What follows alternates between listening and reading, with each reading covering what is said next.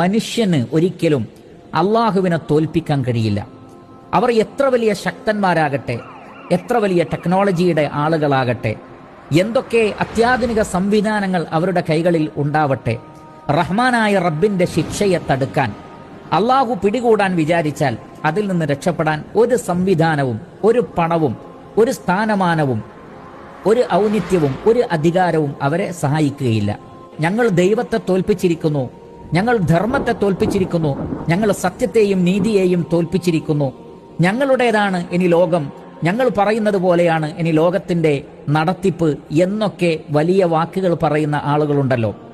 അല്ലാഹു സുബ്ഹാനഹു വ തആല പറയുന്നത്, അവർക്ക് അള്ളാഹുവിന്റെ ഒരു ശിക്ഷ വന്നു കഴിഞ്ഞാൽ അതിനെ തടയാൻ അവരുടെ ഒരു സംവിധാനങ്ങൾക്കും സാധ്യമല്ല. മറിച്ച് അവരുടെ കുതന്ത്രങ്ങൾ അവരിലേക്ക് തന്നെ തിരിച്ചു വരികയും അവർ പരാജയപ്പെട്ടു പോവുകയും ചെയ്യുമെന്നാണ് അല്ലാഹു സുബ്ഹാനഹു വ തആല മനസ്സിലാക്കി തരുന്നത്.